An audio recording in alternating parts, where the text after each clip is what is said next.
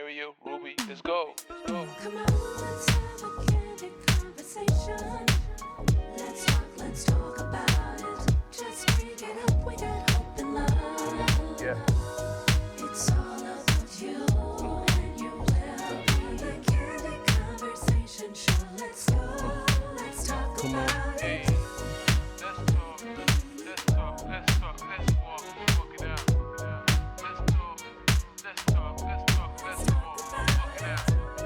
It's all about you. Let's walk it out.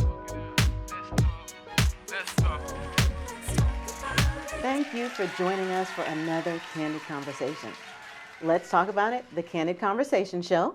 My name is Muriel. And my name is Ruby. Just because you see a smile does not mean everything is perfect. We all have a story. On the show, we discuss topics that are unspoken and taboo in our community. We are so excited to have a conversation with Michelle Sperzel. We will be discussing leadership, community advocacy, and domestic violence. Welcome to the show, Michelle. We're Welcome! so happy to have you. Thank you very much for having me on the show today. You're welcome. We know you're so busy, so we know you took time out of your schedule, so we're not going to take up too much of your time. Well, this is an important conversation, so Absolutely. I'm really happy to be here. Thank Good. you. We always lead the show with asking the guests to tell us a little bit about their childhood because we believe that that's who basically shapes us to who we become as adults.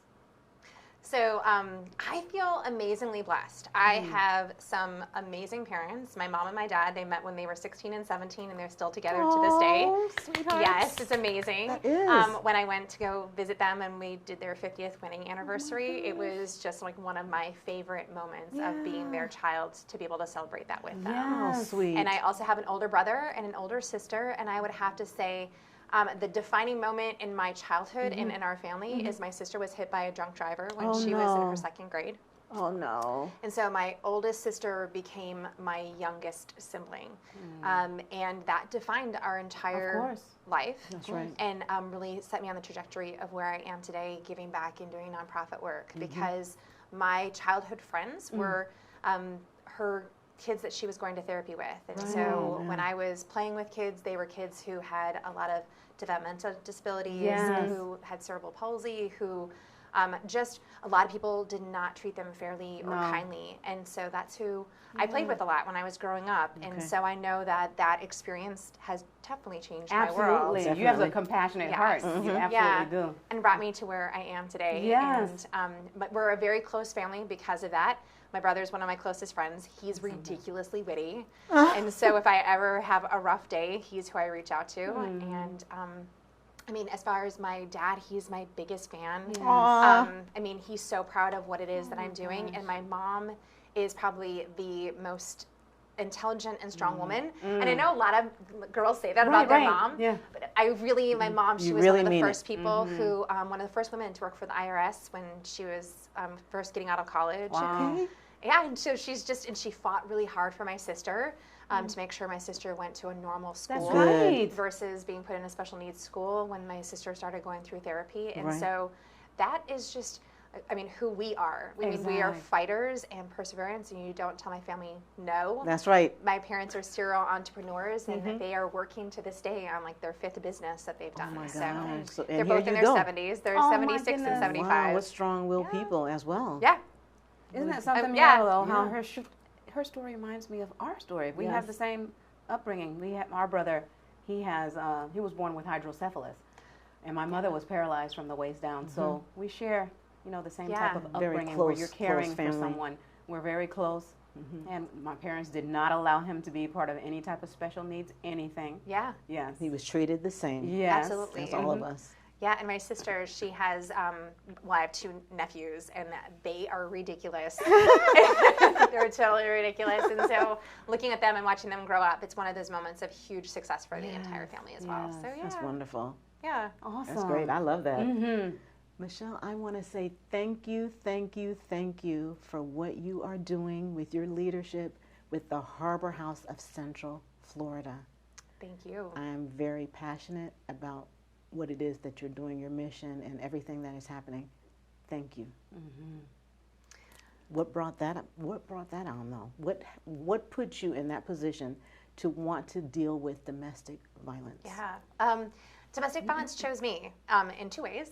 One, being a survivor myself, but I didn't know I was a survivor until I started working for a domestic violence organization. You didn't realize it. And then I realized it. So what I did when I got the position is I just was starting from scratch. I wanted to learn everything about domestic violence. I wanted to learn like what survivors went through when they came to us. How can I improve that experience? And so I took home all the different intake paper, like all the packets and paperwork to read through. And I'll never forget, there was a questionnaire that we at the time asked survivors to fill out. And it's more of a, has this ever happened? And now I know that it's a lethality assessment, but at the time I was thinking like, oh, it's a Cosmo kind of survey that I'm going to fill out. I'm going to just answer them all. And I just answered them all very honestly, and I was really surprised to realize that I was answering so many yes. So for instance, and this is the one that was my eyes wide open, has your partner ever driven with you recklessly with the lights off? And I'm like, how specific is that? And the fact that I circled yes, like that has happened to me. And just, has your partner ever spent your money without your permission? And that was another yes for me. Has your partner ever told you that what you're wearing was unacceptable and you needed to change? That was another yes for me. And so I got to the end of that survey and I realized that the relationship I had gotten out of was not just an unhealthy or wrong relationship, that it was a domestic violence, dating violence relationship. And knowing that really helped me heal, but also helped me put words to what it was that I was experiencing, because that tape recorder in my head of telling me that I'm dumb, I'm not smart, correct, I'm not because you pretty, heard it all the still time. going. Did you feel that way though? You felt that way? Oh, absolutely. After you keep hearing it over and over, low you almost self-esteem. second guess yourself. You're like, wait a minute, am I really? Am I really? You know? And so that really put me in a place of, okay, well, domestic violence has chosen me to, one, heal, and then also, two, to be a voice for individuals who might not feel that they're ready to come forward, or haven't discovered their own power, or they really just need the community to know that this exists in our community. That's right. And so that's when I was living in the Panhandle of Florida in Fort Walton Beach, and I lived there for 7 years.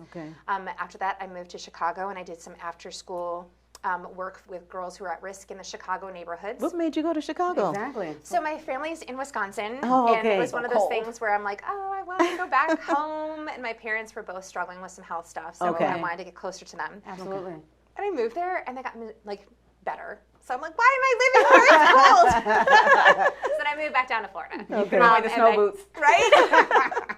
So bad. So then I moved back down to Orlando, moved back to Florida, and took the job here at Harbor House. And I haven't looked back. I mean, this is a wonderful community. I didn't know what I didn't know about the community, which is that people here really care. We have law enforcement officers, we have leadership as far as the mayors are concerned, we have commissioners who really care They about really domestic do. violence. Yes, they really do. And that is not what I've witnessed in other parts of the United States. And so what we are doing here and what we can accomplish together to be able to help survivors and hold perpetrators accountable, I really believe in. And I feel like we are on this really wonderful trajectory to be able to do it all together. And so I love what I do. I mean, it's hard work, but it's really very rewarding. It is rewarding. Yes. And I love some of the things that we've been able to build the past 5 years at Harbor House. One of the things I'm most proud of right now, today, would be the fact that we've grown our children's program so much. Yes, I read that. Yeah, we've done so much, and that's what I love. I love that we have 2 different types of camp programs. We have a camp program for kids who are living in the shelter, a camp program for kids who are living out in the community. We have teen court, we have after-school activities. That is We are wonderful. doing so much in the schools, and I am so proud of that, because when I lived in Chicago and I was doing all this after-school work, I kept on thinking to myself, like, we have to break the cycle. Yes, and we have to. we have the ability to do it, and the only way we're going to do that is by talking to the kids and saying, hey, this is what you deserve. This is what respect looks like. That's right. Don't This is settle how you for talk less. about it. Yeah. And this is how, if you can hold someone else accountable when they're talking poorly about another person or a female. Yes. And so that's where I'm super proud of the work we've done so far. I love it. Yeah. I love it. I love it. I wish, when I was going through my domestic violence, that if I needed a place to go, thank goodness that companies, organizations like yours exist. Absolutely. I was so fortunate to have my family, so I did not have to seek, going elsewhere. But thank you so much. I can't even say that enough because I'm so passionate about this. I believe in it, and you and your staff and your group of people that you work with are doing amazing. Yeah, we have a wonderful team, and I couldn't do what I do without them. I mean, the advocates that we have who are answering the hotline. We have advocates that have been working with the organization for 20 plus years. Wow. When you talk about someone being called to the work, Right. we have one advocate who works at the courthouse, and her passion is contagious, and it's one of those moments where that when you're working with someone like that, that we are absolutely not just changing lives, but we're saving lives together. Every single day. day, yeah. I mean, I love your passion, and I also love it because, it's something where I can feed off of it as well. And when people have gone through the experience, and you just want to help another person, That's right. that's when you can say there is life on the other side. There's life, and I tend to say this, that there's life on the other side. There's life beyond the bruises. Absolutely. That's right. And I'm proof of that, and you're proof of it, that. right. And when you're in it, you don't know that. No, Absolutely. you don't can't realize see it. Yeah, you feel like you're the No. only one. Oh, I'm in love with this person. You feel like I'm in love with this person, and they wish me well. He wishes me well, and everything's gonna be fine. I just need to listen. And then you start sinking and sinking More low by all self-esteem. the insults and everything that's being Yep. thrown at you. You start believing it, and you start to sink. I'm so thankful for the prayers of my family, my parents, my friends, to help me to be able to realize and recognize you deserve more. Absolutely. And You she's a deserve tough more, cookie. and you deserve better. I'm so happy for you. I made it. Proud of you, I too. made it out. Not that it's been easy. It has not been easy. Yeah. But I've It's made still- it. Yeah. I just want to help. I want to help, and you're doing that. Yes. You're doing that. Did you say that you all go out to the schools? Is that what you said? Yes, we Yeah. do. We have different youth. We are youth advocates, and we have prevention advocates that go out to some of the different schools. Freedom High, Jones High School are just two of the. Oh, my Buena gosh, Vista God. High School is another one that we Yeah. go out to. Very and good. they work a lot with the youth, and we do something that's called Leaders of Courage and Expect Respect. And so, just the wow. names themselves, know. are It's beautiful. powerful right Yes. there. And we have two really great advocates, and then we tend to partner with AmeriCorps as well, so we can really get a lot more engagement from the youth. And They need that. Every school needs to have Yes. this. Every school. Every Oh, single no. school. Every school. Starting I know with you can't elementary. be everywhere, but you can, every so we school. could be everywhere if I had more money and I could have all There the you go. people There to you do go. it. But That's then it. I could be everywhere. Money, money, money, right? Unfortunately, Everything with that yeah, one, it yeah. requires that. But But it's yeah, I all of agree. us. Because if we want to break the cycle, that's why we need to be in every school, and that's why we built more programming to our youth I program like that. on campus Right. at our Okay. emergency shelter. And so on campus, it's so interesting because running different centers, we have a 9-acre campus, and we have My our emergency goodness. shelter. We have a DCF certified childcare program. We have a extended stay, so we have apartments. We have 7 apartments that someone can live in. They might move from our emergency shelter into the extended shelter stay. Okay. Live there for a year. And then we also have an on-site kennel where someone can leave wow. and bring their pets in as well. So our goal is just to remove as many barriers as possible, correct. and make sure that someone can come in, be safe, and really restart their life. And so being a domestic violence center, we have the center part, but we are a provider, so we have 12 other locations that are out in the community That's wonderful, Michelle. where someone can drop in and they can be seen. Are there any restrictions as far as coming into the facility? As far as working with Harbor House, the answer is no. Okay. I mean, you're experiencing domestic violence. That's it. We're Right. here Yes. You to need a help place. you. When we have someone who's coming into the emergency shelter, it's going to be someone who is in danger, Absolutely. and they need to come in because of something's happened recently, and the violence in their home is escalating. And there's different individuals that we work with who are living with the abuser still, or they might have gotten out on their own, like you did, Right. and they need help as far as counseling or filing an Okay. injunction. And so we have other advocates that are located around Orange County Okay, good. to help out with someone who doesn't need housing, but they still need some sort of a domestic violence get it. service. Right. And so we are a really comprehensive domestic violence provider. So we I are see. more than just a shelter. That's right. Which And is good. that's the whole thing, is that if you call and you are looking for some sort of a need, You can help. we can help. And we had Sheriff Mina on, and he was talking about how you have is it Lyft? That if an abuser needs to get out and they have no transportation, that they can contact Lyft, and I guess there's a code or something that they can give. Yes. Which is So great the Orange County as well. Sheriff's Office is a fantastic provider for that, the transportation part. We also have an advocate that's co-located within their domestic violence unit. Okay. So we're able to really help someone from the early part of their domestic violence case. So if there's an arrest that's taken place, we're able to reach out to the survivor and say, hey, we saw that I this see. happened. Okay. This is what we do, and do you need any of our services? Be Wow. it that you need victims relocation, do you need to file for an injunction or a protection order? Are you looking for a lawyer to be able to help you? Good. Are you looking for a support group? And we're able to do that so quickly because of working with Isn't law that enforcement. something? I like Yeah. that. Yeah. Have you ever encountered any of the like partners coming into the place looking for their spouse or boyfriend, girlfriend? The answer is yes. I mean, we are in a highly confidential and secured location. Right. Good. But at the same point in time, there is different type of technology that people have these days, and so if someone doesn't turn off their phone and there's a trace on it, or if there's something in their phone in their car, Right. we've had abusers show up. But that's where we rely on law enforcement. That's right. To trespass on a domestic violence center is a felony, Okay. and so Right. that's Good. something that happens right away. And so we have all these different layers of Isn't that protection. something? But So they we are brave and definitely- bold. Well, it's Yeah. Come on. especially when someone takes their power back and says, There "I'm you go. leaving." Right. And I don't need you, and I'm going to go into a different place. That's right. And they feel this loss of control, and how dare you? Yes. You're my property. I'm not Yes. your property. You don't deserve to be able to be on your own. Nobody wants you. I'm going to get you back. All those different things. And so they feel love very you. emboldened. There is Yeah. no way. I'm glad you have that. Yeah. Oh my God. Yeah, we have a lot of security on site. Oh, Good. Yes, You yes, need I was about it. to Yeah. say. do. Yeah. You need it because these Some- abusers. Yeah, they will stop at nothing. Agreed. Yes. Agreed. What's happened since COVID?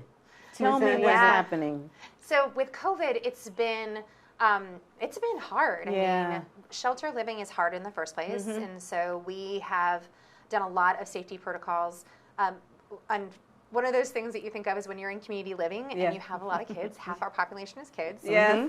You get other didiseases, not just COVID, so like hand and Yes. foot and things like that. Yes. So we're used to dealing with communicable diseases. Okay. So I'm going to say we have one leg up. But I deal with some. That's just something that happens when you Right. have a bunch of kids living together. Right.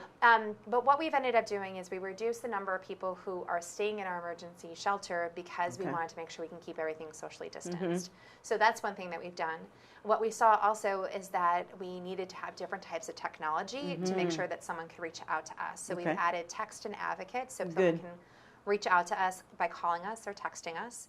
We also have a chat with an advocate on our website. So if you are just on your phone and you need help, you can be able to reach out to an advocate that way. Okay. But during COVID, where we really saw a large increase is in the number of people who have been staying with their abuser, living at home, living with a sister, living with their mom, and who Right. need help. And Yeah. so we did a lot as far as setting up virtual one-on-ones, virtual Okay. support groups. Good. And out of that, we also set up what we call our friends and family support I group. like that. Yes. I like that. And I just know that even talking to my mom, it's something that she said that she would have attended if it was something that existed because she didn't know how to have a conversation with me. Right.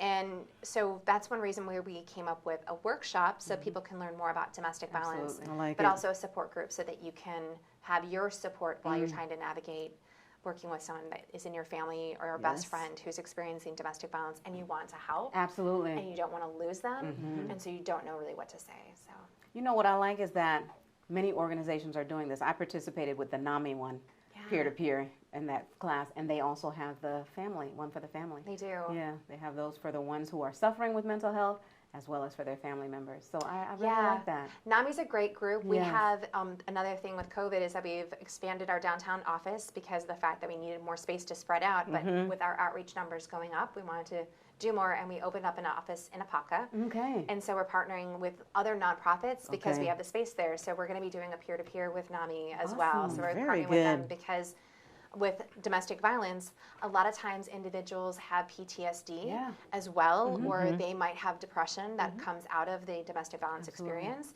And so we want to make sure that we're able to offer a bunch of different I like that. resources. Yeah. Isn't that something? Beautiful. And then you always have some type of event going too. for the community, and I love that. You have Mm-hmm. the 4th annual handbags for hope. Yes. That's coming. That's November. That's in November. But you have something else coming before that. We do. We do a lot for Domestic Violence Awareness Month. Yes. And so we have our Purple Tie Tuesday that's coming up. We have Purple Door Luncheon. Yes. Oh, yes. Yes, and so we have that. We are also going to be doing a domestic violence conference at the Okay. end of the month and of Domestic Violence Awareness Month, which is October. October. Purple is the color. That's That's right. right. So everybody wear your purple all throughout the month of October. And with the Domestic Violence Conference, we're going to be doing immigration and domestic violence. We're going to be doing very something good. as far as mutual combat as well. So people good. who are in the field of law enforcement, who are in first responders, people who are in hospital settings and whatnot, so they can really learn more about domestic violence. So we're really looking forward to that. That'll be our second conference that we've done. Oh, I love it. Yeah. I'm looking forward to it. Me too. Yeah, thank you. Yeah, we Here want to too. do more. I want to do more. Please, help. if there's anything that I can do, please just reach yes. out to me. Yeah. Yeah. You're not getting rid of me. Good. Very good. Thank you for what you're doing in the community as well. Absolutely. But no, she can't leave out of here yet. No. Orlando I'm just saying thank you. Magazine Woman of the Year. That's right. 2020. Uh-huh. I was just saying thank you. I'm not trying to get rid of her. Oh, okay. Right? You know how you and I were talking earlier, it's hard to say thank you. I know. It's hard to thank you. take your applause being Yes. a woman. And so that's one of my moments. Like I just got warm. Yes, I know. It's hard to say thank you It is for hard. honors like that. Yes.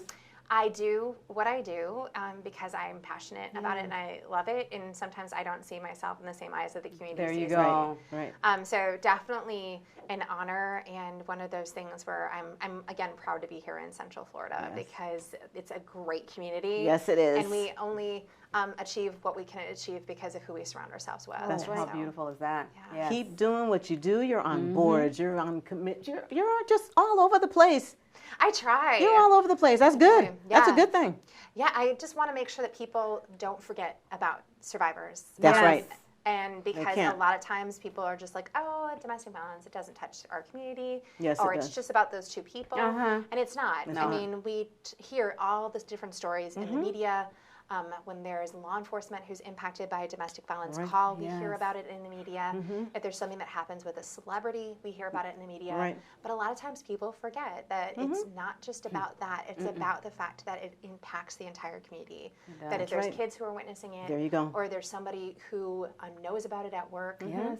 it might be that the abuser shows up at work, Absolutely. and that's when we have to know how to respond. If there's Right. someone who is showing up at work and they have a gun because they're going after Right. the person that left them. Right. So domestic violence impacts our community in such a broad way. And that's why I'm involved in so many different things, Yeah, because you I have to want be. to make sure that people remember That's right. and that they're part of the solution. Good. I love it.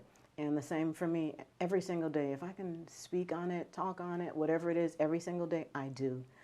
The other day, I was speaking with someone and I approached her and she just looked a little off. Just looked a little off. And I said, you know, whatever it is, you know, you can talk about it, right?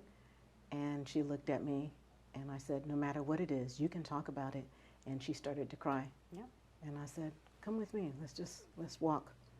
So we started walking and then she was able to tell me that she is being abused.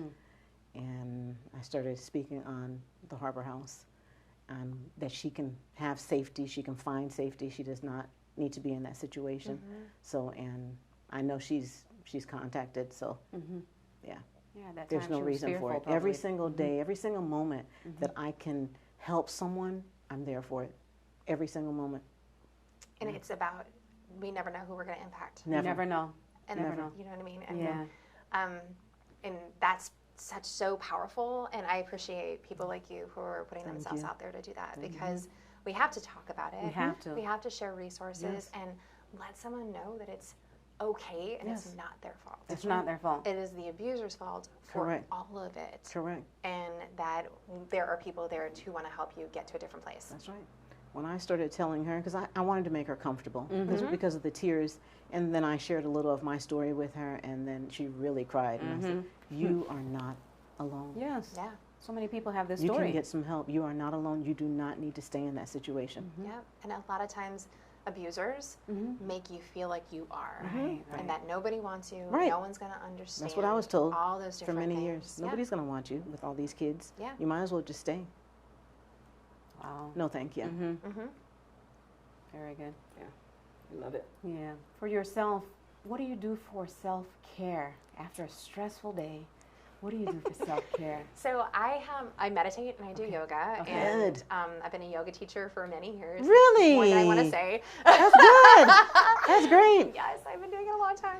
But we have a meditation room in our house, and so that's Awesome. my sacred place. And the minute I just take off my shoes and I walk on that carpet, it's You're my someplace healing- else. She just gave me my an healing idea. yeah, I like that. I like that. You're in another place. you're in another place, and I just creating a safe space Yes. for yourself Yes. in your safe space. There's something really beautiful about Yes. that, and so that's my number one thing. Okay.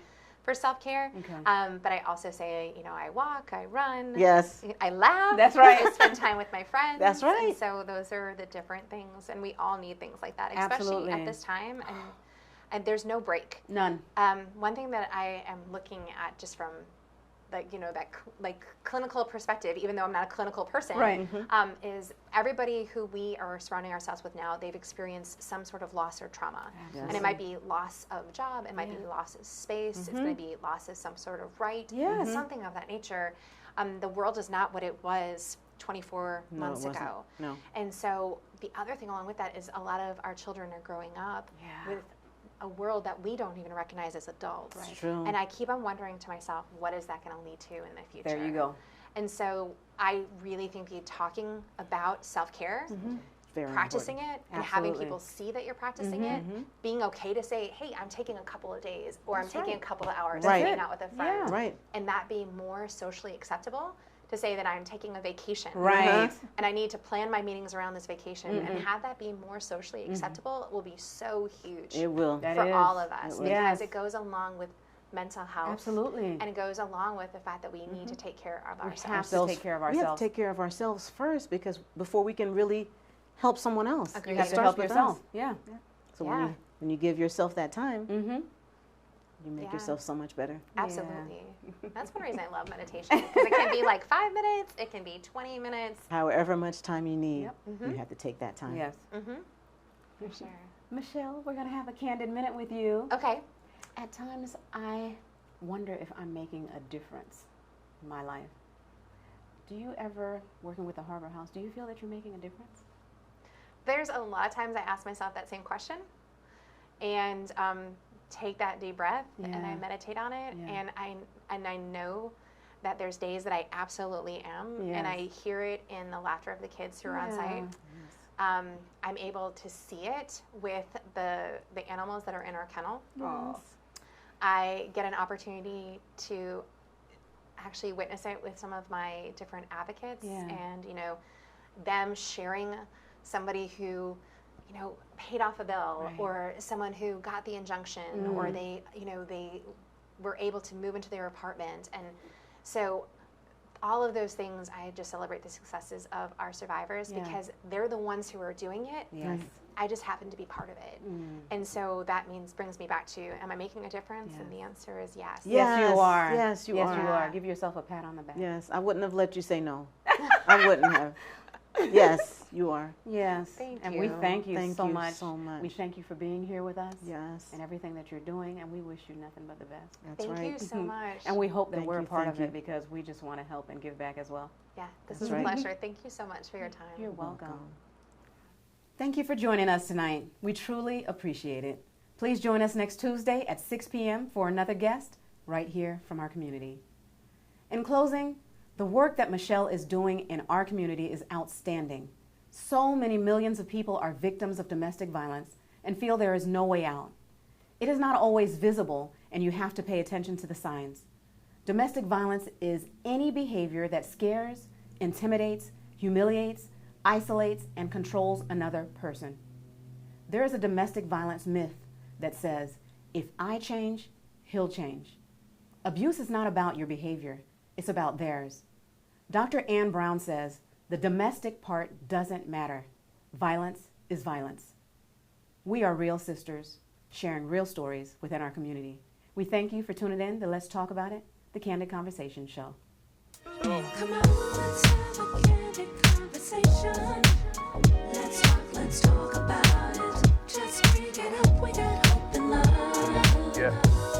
It's all about you and your well-being. The candid conversation show. Let's go, let's talk about it.